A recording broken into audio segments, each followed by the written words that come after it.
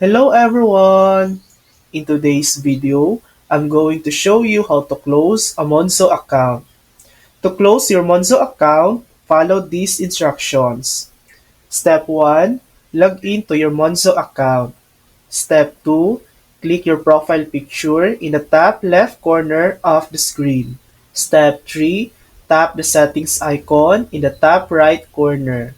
Step 4. Scroll down the page until you see the option Close Account. Step 5. Agree to all the steps provided. And Step 6. Tap Chat with us to confirm your request.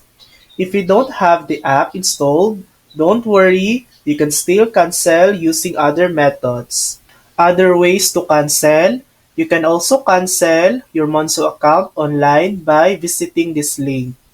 Or you can call them directly at 0800-8021-456. And lastly, you can send an email to help@monzo.com requesting to close your account.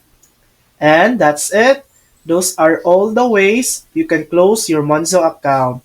Thanks for watching.